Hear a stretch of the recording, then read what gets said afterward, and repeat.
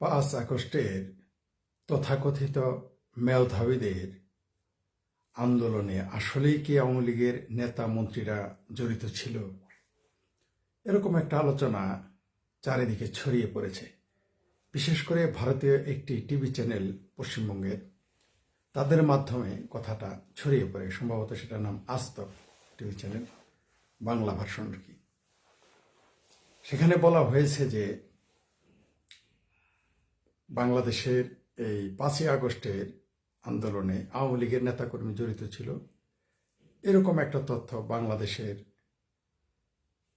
ভারতীয় গোয়েন্দা সংস্থার হাতে পৌঁছে গেছে এবং সেই আজতক টিভির বাংলা চ্যানেলের উপস্থাপকের দাবি এটা তাদের কাছে এক্সক্লুসিভ, তারাই প্রথম এটা জানালো। যদি এইখানেই শেষ হতো যে এটা রয়েদের দ্বারা তৈরি ভারতের গোয়েন্দা সংস্থা অথবা ভারতীয় টিভি চ্যানেল এটা আবিষ্কার করেছে, তাহলে কোনো কথা ছিল না। কিন্তু তাদের বক্তব্যেই, অর্থাৎ সে আজতক টিভি চ্যানেলের উপস্থাপকই বলে দিলেন যে এই রিপোর্টটি তৈরি করেছে বাংলাদেশি গোয়েন্দা সংস্থা। এখানেই কিন্তু রহস্যটা থেকে যায়। অসুস্থ, কথা বলার ইচ্ছা ছিল না, আর অন্যান্য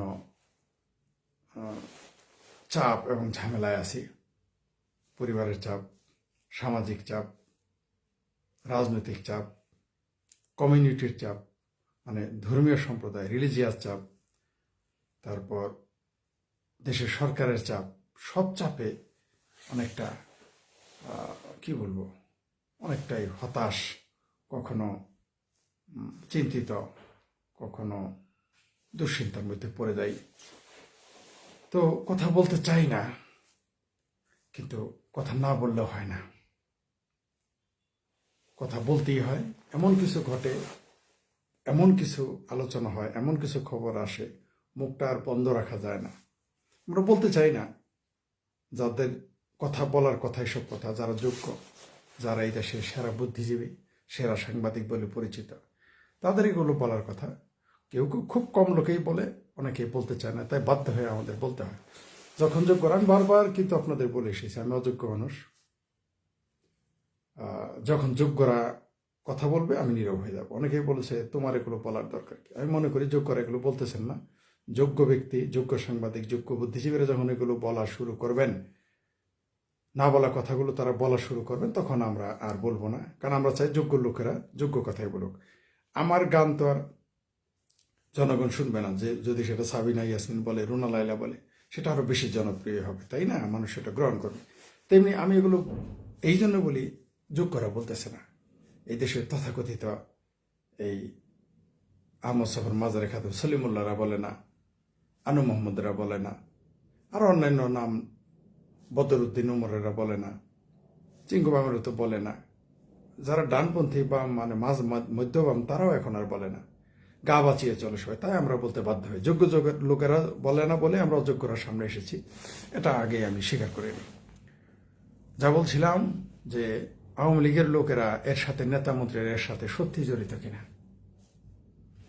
সন্দেহটা কেন হলো জানেন? যদি বলতো ভারতীয় গোয়েন্দা সংস্থা এটা জানে, বা তারা রিপোর্ট তৈরি করছে, বা ভারতীয় গণমাধ্যম, তাহলে আলোচনার বা গুরুত্বের দাবি ছিল। কিন্তু যেহেতু সেই টিভি চ্যানেলের উপস্থাপক সেই প্রতিবেদনে বলে ফেলতেছেন এটা বাংলাদেশের গোয়েন্দাদের তৈরি, তার মানে সন্দেহটা 100% চলে আসে যে এটা সর্বৈব মিথ্যা। এটা একটা, তারা যেমন 5ই আগস্টের আন্দোলনটা একটা গুজবের মাধ্যমে, অদ্ভুত ব্যাপার, পৃথিবীতে গুজবের মাধ্যমে কোনো আন্দোলন সফল হয়েছে সেটা একটাই দেখলাম আমরা, 5ই আগস্টে। এদেরও গুজবের মধ্যেই চলে যেতে হবে, আমরা তাও জানি। যে যেভাবে আসবে তাকে সেভাবেই যেতে হবে। তো তারা এই জন্য ছড়াচ্ছে যে যাতে করে বাংলাদেশ আওয়ামী লীগের মধ্যে একটা বিদ্রোহ সৃষ্টি হয়, কোন্দল সৃষ্টি হয়, অবিশ্বাস সৃষ্টি হয়। এটা হচ্ছে তাদের প্ল্যান। অথবা মুক্তিযুদ্ধের পক্ষের মানুষেরা যাতে ভয় পেয়ে যায়, আরে এগুলো তো আওয়ামী লীগ নিজেই জড়িত। যেমন আমি তো আওয়ামী লীগ করি না, কিন্তু আমি যদি আমি ভাববো যে হায় হায়, এই খবর যদি বিশ্বাস করতাম, তাহলে তো আমি আমার বক্তব্য দিতাম না। কারণ আওয়ামী লীগের মধ্যেই যদি গাদ্দারি করে, আওয়ামী লীগের লোকজনে যদি শেখ হাসিনার সাথে গাদ্দারি করে, আওয়ামী লীগের শীর্ষ স্থানীয় নেতা এবং ছাত্র নেতারা, মন্ত্রীরাই যদি আওয়ামী লীগের সাথে গাদ্দারি করে, তাহলে আমরা কথা বলবো কোন ভরসায়, তাই না? আমরা তো আরো দ্রুত বিপদের মুখোমুখি হব। সেই জন্যেও তারা এগুলো করেছে, যাতে মুক্তিযুদ্ধের পক্ষের মানুষ ভয় পেয়ে যায় এবং সেই সাথে আওয়ামী লীগের ভিতরে যাতে ভীতি সৃষ্টি হয়, সন্দেহের সৃষ্টি হয়, সেই জন্য এগুলো নিউজ তারা ছেপেছে বা এই ধরনের নিউজ তারা করিয়েছে। এবং কাকে দিয়ে? ভারতকে দিয়ে। কি সুন্দর বক্তব্য, বাংলাদেশের গোয়েন্দা রিপোর্ট ভারতের রয়ের কাছে চলে যায়। এটা আমাদের বিশ্বাস করতে হবে। সুতরাং বুঝতেই হবে যে এটা একটা বানানো বক্তব্য। আমি বিশ্বাস করি না যে বাংলাদেশের কোনো প্রথম সারির নেতাকর্মী, সেটা সাদ্দাম হোসেন হোক, ছাত্রলীগের সভাপতি বা যেই হোক, অথবা আসাদুজ্জামান কামালের নাম এসেছে, সাবেক স্বরাষ্ট্রমন্ত্রী, অথবা আর কি পলক সাহেবের নাম আসছে যে তিনি গাদ্দারি করেছেন শেখ হাসিনার সাথে বা আওয়ামী লীগের সাথে, আরও অনেকের নাম হয়তো সামনে আসবে। 1 ডজন নেতার কথা বলা হয়েছে শীর্ষস্থানে, যদিও এদের 4-5 জনের নাম তারা প্রকাশ করেছে। আমি এটা বিশ্বাস করি না। সত্যি সত্যি যদি আওয়ামী লীগের নেতা কর্মীরা শীর্ষস্থানীয় ওই শারজিজ আলম মলম বিভিন্নরাও কিন্তু আগে ছাত্রলীগ করেছে, শারজিজ আলমেরাও যেভাবে বঙ্গবন্ধুর প্রশংসা করেছে আমার মুখে আপনারা শুনেন নাই। আমাকে এখন আওয়ামী লীগের দালাল বলে না, শেখ হাসিনার দালাল বলে না, আমাকে ভারতের দালাল, নরেন্দ্র মোদীর দালাল বলে না। আমি এত প্রশংসা করে শেখ মুজিবকে নিয়ে, বঙ্গবন্ধুকে নিয়ে কোনোদিন পোস্ট দিই নাই যেটা শারজিজ মলমেরা দিয়েছে, তাই না? এমনকি আসিফ নজরুলও যেরকম পোস্ট দিয়েছে এরকম পোস্টও আমি কোনোদিন বঙ্গবন্ধুকে নিয়ে দেই নাই। কিন্তু আমাকে এই বঙ্গবন্ধুর শেখ মুজিবের দালাল, শেখ হাসিনার দালাল, আওয়ামী লীগের দালাল ইত্যাদি ইত্যাদি বলা হচ্ছে। যাই হোক, ফ্যাসিস্ট সরকারের দালাল, পতিত সরকার ইত্যাদি ইত্যাদি আমাকে বলা হচ্ছে।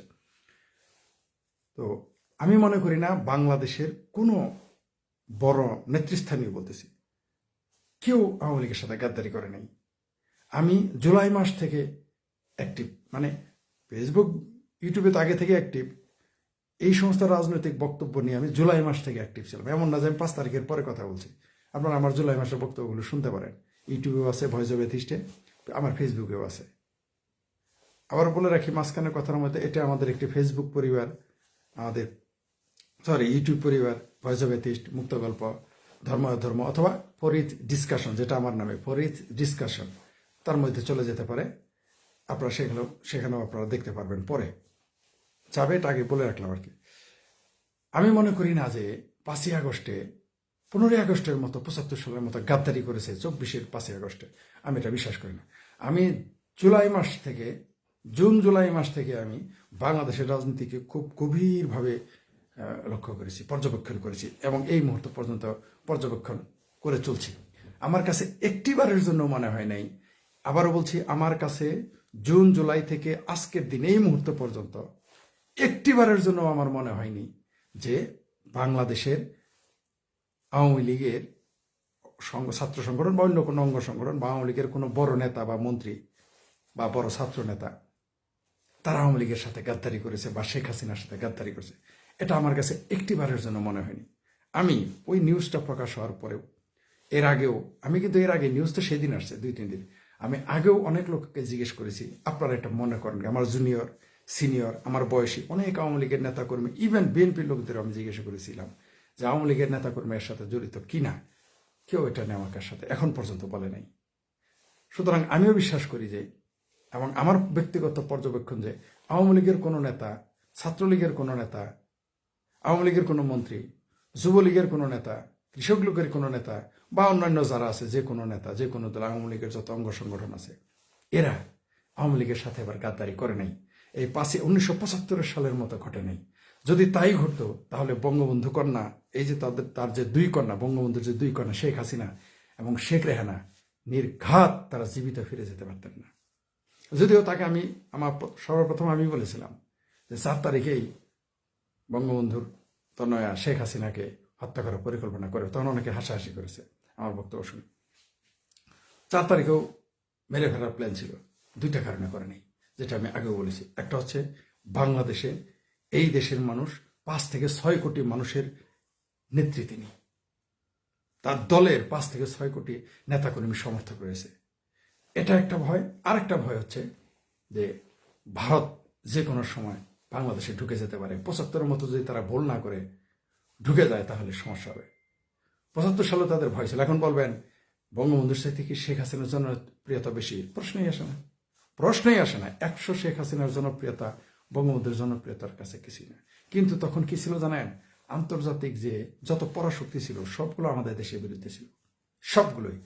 সোভিয়েত ইউনিয়ন নীরব ছিল, আর যত পরাশক্তি ছিল সবই আমার বিরোধিতা করেছে। আমাদের মুক্তিযুদ্ধ বিরোধিতা করেছে, বঙ্গবন্ধু হত্যাকাণ্ডের সময় তারা নীরব ছিল, কোনো কোনো পরাশক্তি সরাসরি জড়িত ছিল, তাই সেটা সম্ভব হয়ে ওঠে না। এখন কিন্তু সেই অবস্থান না। 75 সালের পরে কিন্তু নাম নেওয়া যায় না, আওয়ামী লীগের নাম মুখে নেওয়া যায়নি। এখন কিন্তু 6 আগস্ট থেকে মানুষ নাম নেওয়া শুরু করেছে। তার মানে কি আগের মতো পরিবেশ নাই। শেখ হাসিনাকে যদি হত্যা করতো, দেশে সিভিল হওয়ার সম্ভাবনা, সমূহ সম্ভাবনা ছিল। যারা তাই বঙ্গবন্ধু কন্যাকে এনে ফাঁসি দিতে চান তাদের উদ্দেশ্য বলি, আপনাদের আব্বা যারা আপনাদের কাঁধে করে নিয়ে আসছে, আমরা নিজের চোখে দেখেছি আপনাদের কাঁধে করে, এটা শুধু ওই তাত্ত্বিক ভাবে না, আপনাদের কাঁধে করে নিয়ে আসছে আমরা দেখছি। তথাকথিত সমন্বয়কদের সেনাবাহিনীর লোক কাঁধে করে নিয়ে আসছে আমরা দেখেছি। আপনাদের আব্বা সেনাবাহিনীর লোকও ভয় পেয়ে গিয়েছিল, তাদের প্ল্যান ছিল বঙ্গবন্ধু কন্যাকে মেরে ফেলবে, কিন্তু তারাও ঝুঁকিটা নেয় নাই, কারণ সিভিল ওয়ার শুরু হয়ে যেত। আর তাকে ফাঁসি দেবেন, এই স্বপ্ন আপনাদের স্বপ্নদর্শে পরিণত হবে। কোনোদিনই সম্ভব না। এই বাংলার জমিনে বঙ্গবন্ধুর কন্যাকে ফাঁসি দেবেন, এই স্বপ্ন আপনারা দেখেন না, দুঃস্বপ্নটাও দেখেন না, ভুল হবে আপনাদের।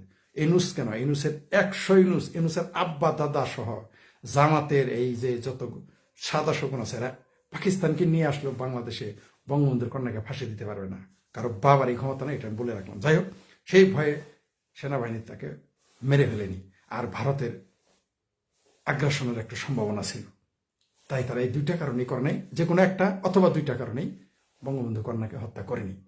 সুতরাং যদি করতে পারতো, যদি আওয়ামী লীগের লোকজন জড়িত, যদি এই তারা দুর্নীতি করেছে, আওয়ামী লীগের লোকজন দুর্নীতি করেছে, আওয়ামী লীগের লোকজন স্বেচ্ছাচারিতা করেছে, আওয়ামী লীগের লোকজন মানুষের উপর নির্যাতন করেছে, কোনো সন্দেহ নাই, কম বা বেশি, আপনারা বেশি বলেন আমরা কম বলি, এই তো করেছে, সেটা সত্য। কিন্তু তার মানে এই না যে আপনি তাদের উচ্ছেদ করে দিয়ে আপনারা টিকে থাকতে পারবেন, এটা সঠিক নয়। এই দেশে তাদের যথেষ্ট সমর্থন আছে, তারা ভুল করেছিল বলেই আপনারা এই মুষ্টিমেয় লোক উচ্ছেদ করতে পেরেছিলেন। তো আওয়ামী লীগের লোক এইবার সেই মুস্তাকের মতো এই গাদ্দারি কেউ করে নাই শেখ হাসিনার সাথে বা আওয়ামী লীগের সাথে, তাহলে আওয়ামী লীগের লোকজন তখন মানে পালে পালে মারা যেত, পালে পালে বুঝেন ভেড়া পালের মতো মারা যেত। আওয়ামী লীগের লোক এবার গাদ্দারি করে নাই। এই প্রথম আমি আপনাদের নিশ্চিত করতে পারি যে বাংলাদেশের এই তথাকথিত 5ই আগস্টের আন্দোলনে কোনো আওয়ামী লীগের লোক গাদ্দারি করে নাই, কোনো আওয়ামী লীগের লোকই গাদ্দারি করে নাই। করলে আওয়ামী লীগ তছনছ হয়ে যেত। এই আর যে চাপ এখন ইউনূস সরকার দিতেছে, পাকিস্তান আইএসআইয়ের মাধ্যমে যে চাপ দিতেছে আওয়ামী লীগের উপরে, আওয়ামী লীগ এতক্ষণ তছনছ হয়ে যাওয়ার কথা ছিল। কিন্তু যারা আওয়ামী লীগ 5ই আগস্টের দিন পর্যন্ত যারা আওয়ামী লীগ করতো, তারা কিন্তু মুখ থেকে একটা কথা বের করে না, তারা কিন্তু কেউ বিদ্রোহ করে নাই। যারা 2-4টা উল্টাপাল্টা কথা বলছে, তারা 5ই আগস্টের আগের থেকেই, বহু আগে থেকেই তারা আওয়ামী লীগে নাই, কোনো না কোনোভাবে তারা নাই, তারা মুক্তিযুদ্ধের পক্ষের কিন্তু নাই, তারা বলতেছে। কিন্তু আওয়ামী লীগের 5ই আগস্ট পর্যন্ত কোনো আওয়ামী লীগের নেতাকর্মীর মুখ থেকে আপনি আওয়ামী লীগের বিরুদ্ধে একটা বক্তব্য এখন পর্যন্ত শুনতে পারেন নাই, আমি শুনি নাই, আপনারা শুনে থাকলে আমাকে জানাবেন। সুতরাং এই যে যারা প্রচার চালাচ্ছে যে আওয়ামী লীগের লোক জড়িত, অমুক নেতা জড়িত, তমুক ছাত্র নেতা, মিথ্যা কথা, সর্বৈব মিথ্যা কথা। যাই হোক, অনেক কথা বলে ফেলাম, অসুস্থ, অল্প অল্প বলার চেষ্টা, কিন্তু কথা বলতে গেলে লম্বা হয়ে যায়।